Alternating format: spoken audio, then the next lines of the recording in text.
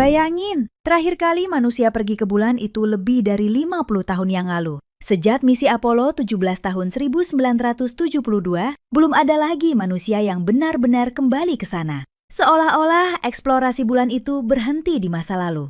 Tapi sekarang, semuanya mulai berubah. Lewat misi Artemis II, manusia akhirnya bersiap untuk kembali mendekati bulan. Bukan sekedar nostalgia, tapi dengan tujuan yang jauh lebih besar. Pertanyaannya, kenapa setelah setengah abad manusia tiba-tiba ingin kembali ke bulan?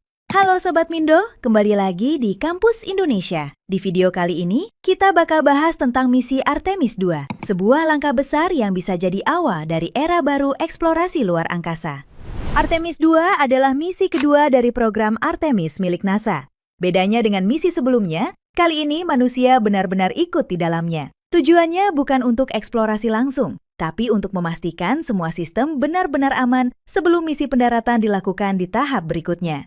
Ibaratnya, ini adalah uji coba terakhir sebelum manusia benar-benar kembali menginjakan kaki di permukaan bulan.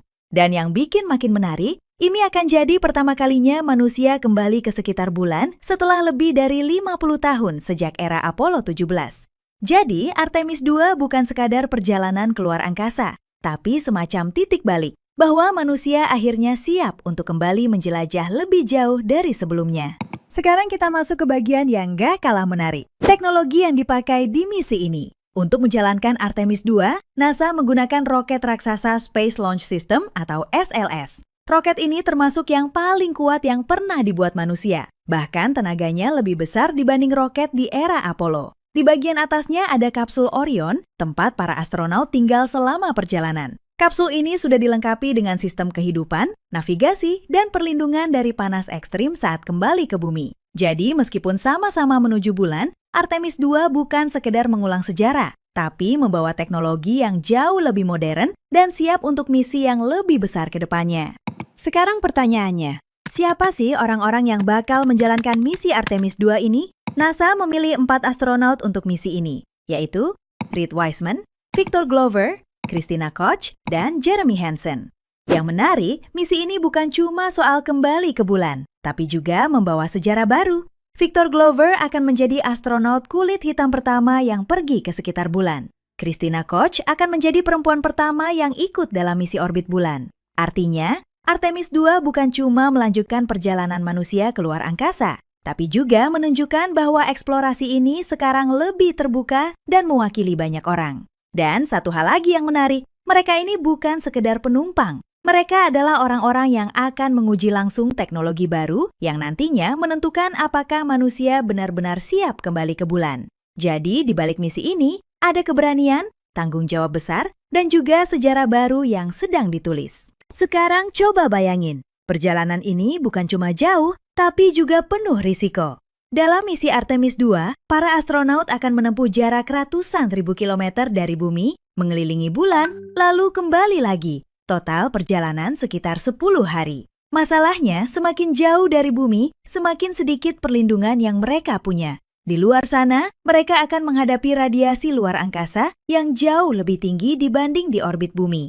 Belum lagi risiko gangguan sistem, komunikasi yang tertunda, dan kondisi gravitasi yang terus berubah selama perjalanan. Berbeda dengan misi ke ISS yang masih dekat, perjalanan ke bulan benar-benar membawa manusia keluar dari zona aman bumi. Makanya, Artemis II ini bukan cuma soal sampai ke tujuan, tapi soal memastikan manusia bisa pergi dan kembali dengan selamat. Karena kalau misi ini berhasil, itu berarti satu langkah besar lagi sudah tercapai, dan manusia benar-benar siap untuk kembali ke bulan. Bahkan melangkah lebih jauh lagi di masa depan. Setelah lebih dari 50 tahun, mungkin muncul pertanyaan sederhana. Kenapa sih manusia kembali ke bulan? Bukannya kita sudah pernah ke sana? Ternyata jawabannya bukan sekedar eksplorasi. Lewat Artemis II, bulan sekarang dipandang sebagai langkah awal, bukan tujuan akhir. Para ilmuwan melihat bulan sebagai base camp masa depan. Di sana ada potensi sumber daya seperti air dalam bentuk es yang bisa diolah menjadi oksigen atau bahkan bahan bakar. Selain itu, bulan juga jadi tempat uji coba sebelum manusia pergi lebih jauh seperti ke Mars. Karena dibanding langsung ke Mars, bulan jauh lebih dekat dan realistis untuk tahap awal.